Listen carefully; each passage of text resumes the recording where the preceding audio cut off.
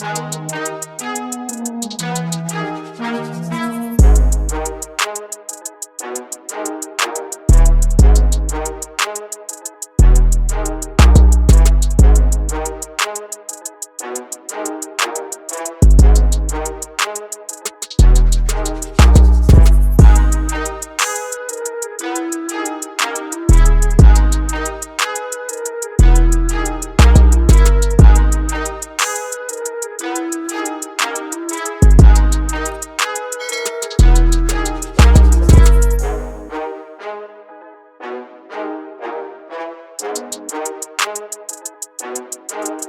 and Todd Washington Commanders podcast. This is your co-host Tay and Todd. We are 3 weeks away, 21 days away from the time we're recording this. Yeah. And Todd, we have moved from positions to talent to talent. Mm-hmm. And now we are in a spot where I think we're pretty sold on what we need to do. And this is honestly one of the biggest drafts we've had.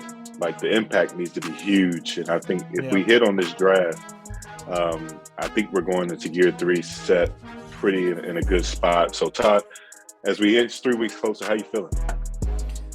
Oh man, how am I? Okay, so I had a bit of an epiphany, right? Where I was looking back at teams and having multiple first round picks and how it tends to pan out when teams have multiple first round picks, 2 or 3. And honestly, the results are not that great, Tay. Like, you would think that the more picks you have, all right, have better players, but it really all just comes back to the organization and the front office and the coaches and how well they can pick. Because it doesn't matter how many picks you have. If you don't know how to pick good players, it doesn't matter. So I'm looking back at that, and I think I love the idea of trading back. And in this mock draft 3.0, if the opportunity presents itself, we'll see what happens. But I am more intent on just picking good players, and not just that. On the Move the Sticks podcast, Daniel Jeremiah, Bucky Brooks, we're taking a look at every NFL team's last 5 first-round picks and kind of how they fared. And one common theme was that the teams at the top of their divisions had the most success with their first-round picks. And I think philosophically, I want first-round picks to be not the player with the most potential. I want the player who produced the most. I want the player who is the best player, the best prospect coming out that you can grab at that spot. I care much less about potential in the first round and the second round than I do in the 5th, 6th, 7th rounds. First round, I want the best player.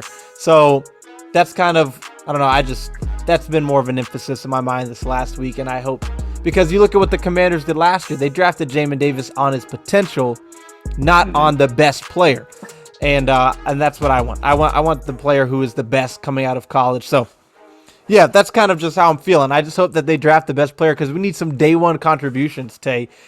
Last season, not getting help from Chase Young and Jamin Davis, I think, really hurt this team. So we need them to help, but we need this year's first and second round pick to help this year. So that's what I'm thinking about now. I'm feeling good.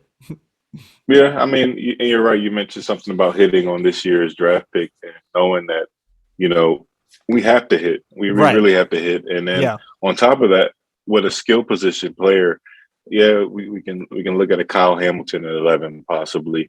We can look at a Sauce Gardner. We can look at a Derek Stingley. But my thing is this: if Washington hits this draft, whether it's Kyle Hamilton, who I'm starting to warm up to a little bit, very, very little bit, or Olave or Garrett Wilson, I think, and someone said this yesterday, I think it was Collingsworth. No, not Collins. What's my man name from ESPN, from the YouTube video that we saw yesterday from NFL on ESPN? Not Ryan Clark, not Arlovsky, Arlovsky. Okay.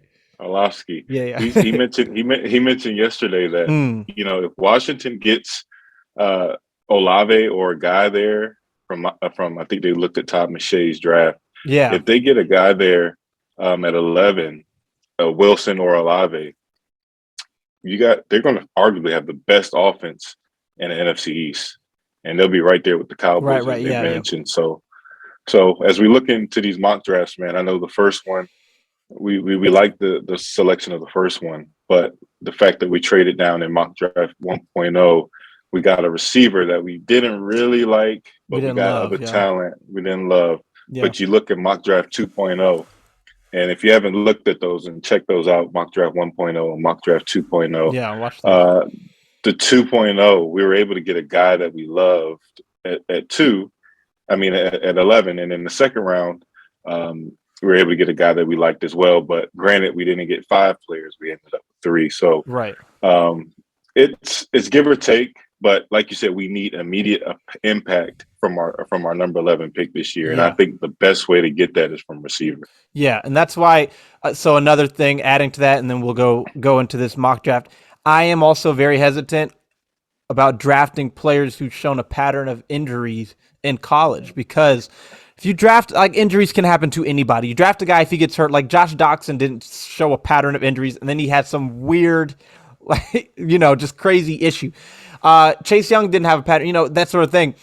Injuries happen, but when you draft a guy who has a pattern of injuries in your first round where you expect immediate contribution, and then that player gets hurt and isn't able to contribute immediately, like, you can't say this was, something that just happens. No, there was clear evidence to suggest that this was a very real, much more real possibility for this player than others. You still chose him, and now you're living out that possibility because it was higher. That's the sort of thing that gives me pause with the Derek Stingley, where he's clearly a very talented player, clearly. Mm-hmm. But I think you're drafting him more based on his potential because he did great things in 2019. 2020 and 2021, he didn't do as great things, but he also struggled with injuries for 2 straight years and played 5 games. He's missed 10 games or missed 13 games in his career. That's concerning for me. And when I'm talking about drafting at the top half of the first round, it just gives me pause. That gives me pause. So I want to mention on that, he gives me, obviously they're 2 different positions, but they're both physical freaks. He gives me LeBron Landry vibes in a sense of like good talent, but Landry had those injury problems. Yeah, right. Throughout his career. So I just want to stay far away from that. Give me a guy that's going to be sure. And like you said, you can't. Every injury is different. People get injuries when they come to the league. Like a Josh Doctson situation. But like you said, it's hard for me to take a Stingley there at 11. Like I said, I love the talent. How about this? Before we get into the draft, what do you think about the Saints? Because we didn't touch on the Saints. The Saints didn't move up. Saints-Eagles trade before the last one. How do you think that will impact the draft so far? The Saints and Eagles trade.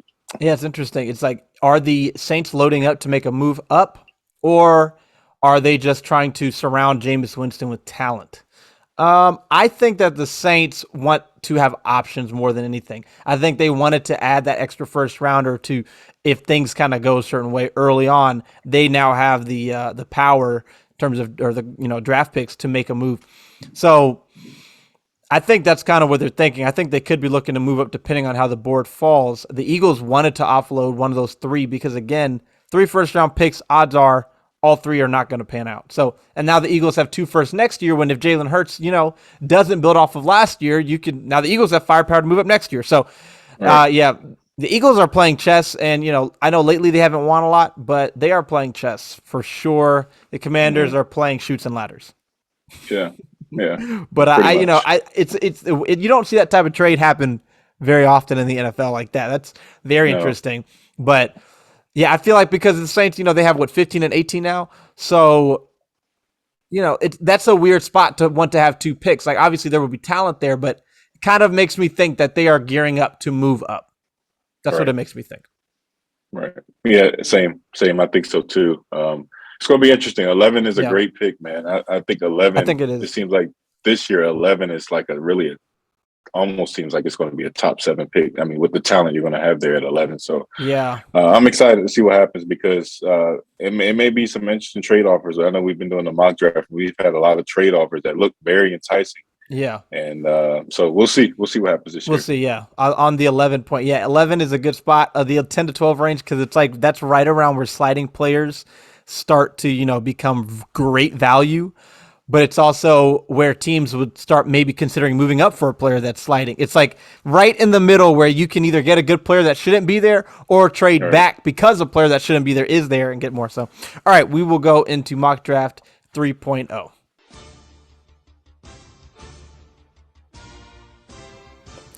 Mock Draft 3.0.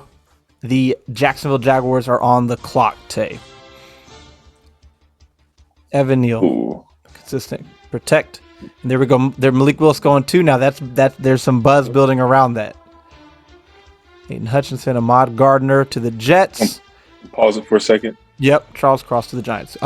If Aiden Hutchinson somehow falls to 11, would you take him? No, I would. I would take the best offer. No, I would not. You're asking the wrong guy, Tay. But no, I wouldn't. Okay. I seen one mock draft. I did one mock draft the other day, and he was like sitting there for the taking at 11. I'm like, wow, whoa. That's crazy. There's no way in the world. But I hate that. I hate that scenario that you. Okay, if the top five goes like this right here, how are you feeling about what we're going to get at 11? Like if the top 6 right here shape up just like this, how confident are you feeling? So this is pushing the wide receivers down for me, which I like. Depending on where it kind of is making me think Derek Stingley may be an option, and then it's pushing those wide receivers. Specifically, I think the guy we may both be highest on, which is Garrett Wilson, potentially down to 11, because you still got some really good defensive talent and some good offensive tackles that could come off from 7 to 10. I look at the Giants they took a tackle. Giants probably go, since they went tackle, I think they may go defense. The right. Falcons may go wide receiver. The Seahawks may just take the best player, in the Jets, I think maybe Derek Stingley. They took Ahmad Gardner. So I think the Falcons and the Jets are where you may see the wide receivers go. But other than that, I would feel good about this top 6. Yeah, same. Okay. Which is Evan Neal, Malik Willis, Aiden Hutchinson, Ahmad Gardner, Charles Cross, Kyle Hamilton. Now the Giants at number 7. They go Thibodeau at 7. That's strong value. Now the Falcons going Jermaine Johnson at 8 is looking great for us. Wow, I would if this side of board shakes, I'm probably going to go crazy because that the Seahawks are not going wide receiver. So Ike Mekwonu to the Seahawks, and now at 10 is let's see what the Jets do at 10. This is I think make or break for the Commanders. Are they taking Garrett Wilson? You take Jameson Williams. Wow. All right, Tay. So let's look at the trade offers we got. First of all, from the Chargers, pick number 17 and then add 79 in the second next year. And then from the Giants, moving all the way back to 36, we'll reject that. And then we will hide the Chargers for now. Now, Tay, we are being presented with an opportunity we haven't been before. That is Garrett Wilson at number 11.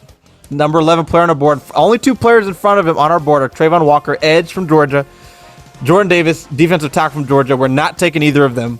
The best player on our board is Garrett Wilson. After that, Tyler Linderbaum. We're not taking him. We're not taking George Karlaftis. And then you got Stingley down at 18. But Tay, and I like the offer from the Chargers of 17 and 79, but I love the idea of Garrett Wilson. So tell me what you think. So my thinking right here is this: will Olave fall to 17? Wilson will probably go. Wilson will probably go to not the Vikings. No, I'm thinking Chargers. Either the Texans or we would trade with the Chargers. So the Chargers going up to get him. Probably the Chargers could be going up to get him. The Saints could take him at 16. So, but in terms of player, I love the idea of Garrett Wilson. I think. See, that's the thing you have to battle. That's why I hate this for Ron. Because you get your guy. If your guy's there at 11, if your guy's there, you got to take him, right? Yeah. And I know we both like Olave, but I think Garrett Wilson is. And I know that Jalen on Bleeding Bean G has said it. You watch him play, he looks like an Odell Beckham level of player. And you go into the season with Garrett Wilson, Terry McLaurin, even if Curtis Samuel's not healthy. I mean, Curtis Samuel healthy on top of that is just incredible. Oh yeah. So, and we'd be adding 79.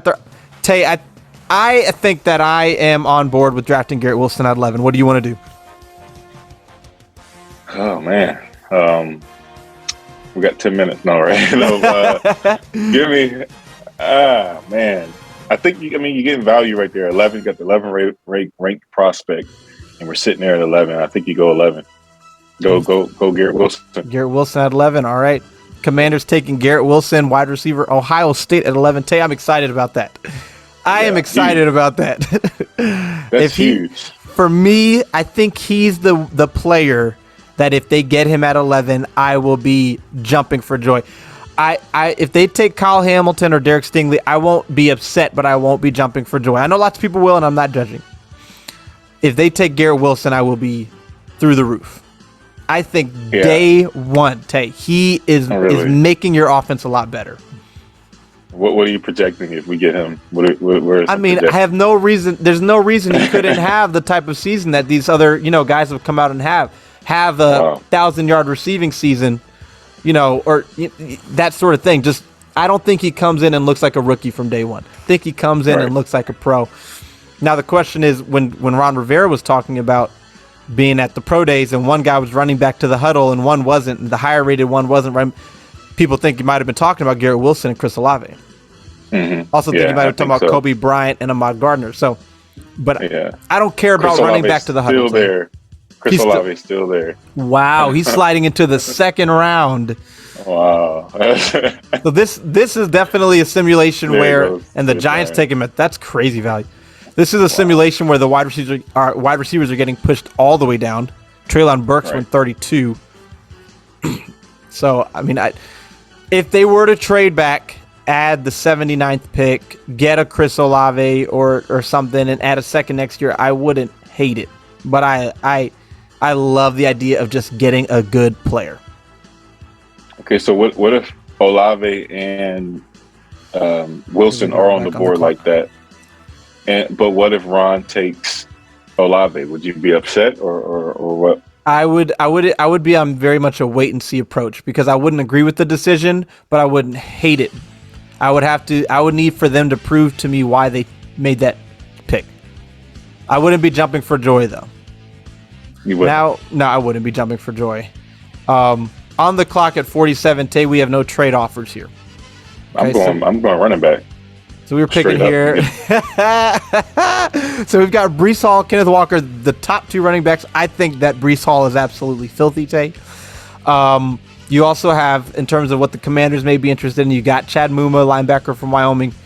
And then going down the board, you've got tight end Trey McBride, safety Jalen Petrie. Saying all that. Listen, you get Breece Hall or Kenneth Walker along with Garrett Wilson, we will have the best offense in the NFC East and a top 3 offense in the NFC, period.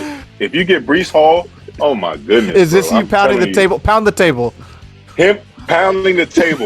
You get Breece Hall or Kenneth Walker. Bro, I'm telling you. Okay. It's a wrap for the NFC East. You have a 1-2 punch with Antonio Gibson, Breece Hall, McKissick coming out the backfield. Bro, it's a wrap. Can you imagine? And Ron likes, oh my goodness. Look, I'm with you all the way. There are people who will hate this pick, who will say Antonio Gibson is already a top running back. Bro. But I like Breece Hall a lot. I think, and so I'm going to draft, we're taking Breece Hall here at 47. And the reason why is because our goal is to take good players who can help us now. I am not as high on Antonio Gibson as lots of people are. I think the Commanders really could do a lot better at running back. I don't think Gibson's a bad player, but I think if they grab a true running back, the value of a true running back is still very high, Tay. It is still very high. It may not be, it's not as high as taking him in the top 10, but getting him at 47, yeah, Breece Hall is filthy. And so I'm on board with that. Passing up on a Chad Muma. The question for me is, we're going to pick again in the 4th round. A guy like Darian Beavers may be there. A guy like Asamoah, I don't know if Asamoah will be there. A guy like Leo Chenal may. I think that the value of getting a Breece Hall here and then one of those linebackers is greater than getting a linebacker here and then maybe a James Cook in the 4th. But that's just my opinion. Curious to see what people think about this mock draft. No, and I like that because Gibson, that will limit some of his touches, and he tends to get banged up a lot. He gets banged up, and you have the fumble concerns. Yeah, and you have the fumble concerns. So if you're looking at this, Breece Hall coming, this would open up so much. You can have Gibson do some more stuff where he can, misdirection, line up receiver, and this, and just, oh my goodness, bro. If you get Breece Hall. You can never have too many offensive weapons. I think that's what it comes down to, right? You can never have too many just really good offensive weapons. And you look at the Cowboys and the Cowboys, why they continue. They have a very good quarterback, and then they've got really good weapons. And they took a hit this year, but they had some really good weapons. I want the Commanders to have a strong offensive core of weapons. There goes Brian Asamoah, and I mean, I'm all for just taking the best players here. You've got some of these tight. Trey McBride still being there is pretty incredible. Quay Walker and Leo. What'd you say? So if you wouldn't mention it, he wouldn't have got picked. But for the moment, yeah, now he's gone. Okay, so he goes to 79. We've been taking him at 47. That's crazy that he slid all the way to 79. Quay Walker's gone to 80. Is it Leo Chenal? Chenal, I think. Chenal, okay. Yeah. They're 82, and the Commanders are picking, I believe, is it 113, I believe. So we've got about 23 picks here to go. John Mechie is a player that they had in for a top 30 visit. I think if they do end up going a different direction in the first round, then Mechie's someone you look at. Mechie, to me, is a guy who, I by no means do I dislike him, but he is not special at any one thing. No, he's not. He's not particularly fast. He's not particularly quick. He's not particularly big. Now, he's a good player, but he is not dynamic in any one area. So I wouldn't be excited about that pick, compared to a guy like a Garrett Wilson. There goes Darren Beavers. Chenal's still there. We'll see if he can make it to 113. I don't think he does, Tay, but maybe he does. Troy Anderson is a guy I like as well. Troy Anderson, that's right, is another player. At 100, okay. Jalen from Bleeding BNG. We share that draft crush right there. He's a guy that does it all, man. Yeah, I know he played 5 different positions, right? Yep, 5, yep. Quarterback, linebacker, yeah, so there goes Chenal, 109. Okay, that's someone we had our eye on. Yeah. All right, so here we go, 112. Let's see if... And so, again, we don't have any offers. No one's trying to get up to 113. So what are we doing at 113? Looking at this tape, there's no one I love just looking at it, right? Let me slide down here some. Nick Cross is a safety we've taken. Jelani Woods is a tight end. Some people have as their number one tight end. 6'7", ran a 4.5, I believe. UVA, right? Yeah, University of Virginia. Yep. If we're looking at, so you've got Jake Ferguson, Cade Otton, Trey Berry, tight ends ranked in front of him. We're not looking at these wide receivers. Mario Goodrich, Channing Tindall are a couple guys I don't know a whole lot about. No, right? me neither. And so running backs is out. We took running back Braxton Jones at tackle. I think we want someone who we think can contribute more day one. I don't think our tackle here would. Edge here is still early. I know maybe they want more depth, but we don't draft depth in the 4th round here if we don't have to. So I think Tay for me, and Zion McCollum is a player I need to do more research on. I'm looking at Nick Cross and Jelani Woods. Same. I wonder if Jelani Woods is going to be a part of that combine here at FedEx. I believe so. I believe he Ashburn, is. Whatever it's I believe he is. See, they're going to get up front and personal with him and Nick Cross. This is a tough one. I think. What are you thinking? I think I would be on board with drafting Jelani Woods. See, I think I'll be on board with drafting Nick Cross. Give me a reason why we should take Nick Cross. I mean, Jelani Woods here. So when you look at the tight end room here for the Commanders, there are a lot of question marks. You look at the safety room, they need to improve at the top and add depth, but you still have that starter. For the Commanders, I have a lot of questions about Logan Thomas coming off that ACL. John Bates is not a number 1 tight end to me. He is a number 2 guy. Jelani Woods here in round 4. You look at these tight ends that have come out in the league and have had success. They are 2nd, 3rd, 4th round guys. They're not 1st round guys. Jelani Woods at 6'7", running what he did, setting records with his athleticism. I love the idea of having a guy who is, off the charts in terms of athleticism at a position of need in an area where his position tends to have a high number, a lot of success. So that's why I'm on board with drafting Jelani Woods here. Now you can make the case for Nick Cross. Yeah, Nick Cross. I think we're trying to fill that Buffalo nickel. I think Cross would be a good fix right there. That frees up Cam Curl some. Now the only problem is, I mean, obviously they love Bobby McCain, but what are they going to do at this Buffalo nickel position, which they need, which Ron Rivera values a lot. Now is Landon Collins going to come back in the fold, which some people think that is an option coming back at the end of the year. I don't know, but I think after you stated your case, I think Nick Cross would be nice. Nick Cross would be really nice. I think he would fit well, but with Bobby McCain there, and with Cam Curl, and then you got Defoe back there. That came from a top defense there in Cincinnati. Mm-hmm. I think they have some plans for him this year, and then maybe with Landon Collins possibly coming back into the fold, possibly at a cheaper price. I say you go ahead and get Jelani Woods. I think he would fit wonderful in that vertical scheme. Right. And Carson Wentz, that's what he loves to do. He loves to throw the ball vertically, and I think if you get a Jelani Woods back there, just a move tight end, a guy that can do it all, vertical block a little bit. But you got Bates and you got Thomas who can come in and help them develop. Give me Jelani Woods. Let's do it. Alrighty, boom. Here we go. Jelani Woods at 113. So at this point, we know ultimately what our haul is going to be. We didn't trade back. We didn't get any offers in the second or fourth rounds to trade back. In the first, we got an offer. We had a player we loved too much. So we're going to end up with Garrett Wilson, Breece Hall, Jelani Woods. All offense, and I'm all for it. I am all for it. If Carson Wentz is supposed to be your guy, set him up. I'm definitely curious to see some of the replies on this one, because I think there are going to be some people who say, "Why would you take a running back over a linebacker?" And I get it, but I just want to draft players who can help you immediately, and I want an explosive offense that can score 25 plus points a game. Last time the Commanders averaged that much was 2016 maybe? Something like that. So that's how I'm feeling about it. First of all, my first statement is, if you get Breece Hall, bro, that you're going to be playing into December. You know how Ron likes to pound the rock, right? And you know with Gibson, he's been kind of limited to that because he's been so banged up. Yeah, he's lacking explosiveness. Clearly, he's lacking it. If you can keep him fresh and get a guy like a Breece Hall who has that, and keep Gibson fresh, give him around 10 touches a game, 10 to 15 touches a game, and give Breece split their carries, and then have J.D. McKissic back there with the passing downs. Man, you can do a lot. You can do a lot, and you'll keep these guys fresh. Right. That's what matters. I think. My thing is this, though. My question is, do you think Breece Hall will be there at 47?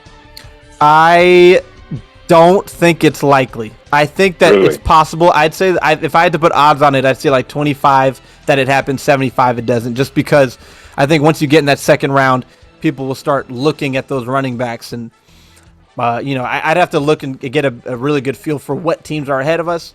That's kind of why I don't like that we moved back from 42 to 47. I would say 25-75 odds on him being there versus not being there. But I think it's possible. I just don't think it's likely. Would you trade up? No, I wouldn't trade up, because I think you can get, without having to give up a pick, I think you can get a good production from a running back at some point in this draft, or roll with what you have. But if you have that guy sitting there who can take you to the next level, I want to take him. Yeah, and are you opposed to Kenneth Walker there? I'm not opposed to Kenneth Walker either. Yeah. I think I really like Kenneth Walker. I think he's as running back as they come, through and through. Just a natural. He's a smaller guy, but yeah. But I think Breece Hall is. Yeah, I mean, I think two guys that they had in. Right, exactly. I think that what my vision is for a Commander's offense is an offense that can get ahead, and then that can close the game out with a strong rushing attack and a strong pass rush to get after the quarterback once you've gotten ahead. That's my vision. That's what I want to build around.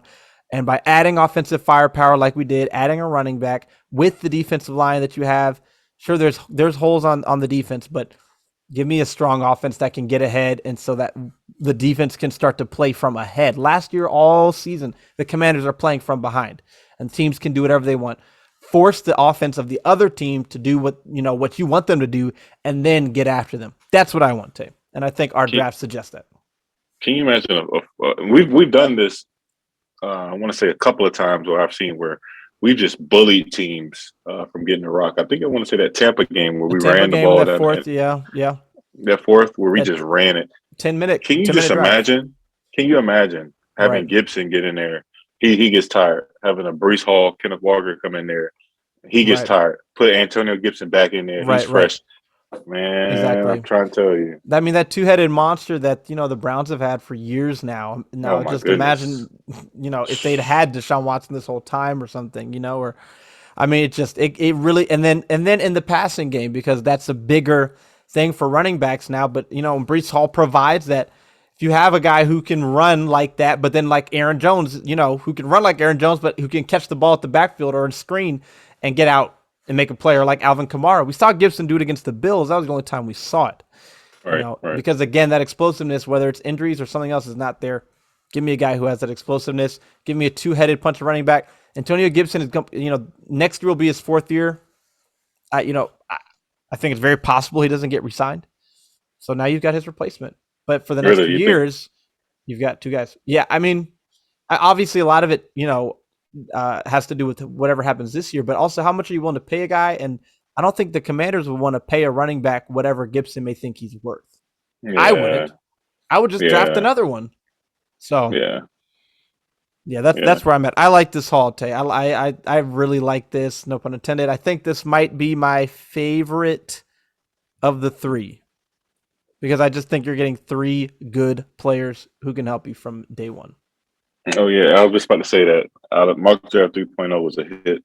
I definitely like. If we come out of this, bro, I don't know what I would do, honestly. I think I would just get, oh, my goodness. Offensively, we would be so dynamic. It wouldn't even be funny. Like, it would be scary. Yeah. It'd be scary to the point where people are like, what are we going to do on Sundays? They got a guy who can throw outside the numbers. They got a guy who can throw the deep ball. They got a guy who's elusive in the pocket. They got 4 receivers who can get busy.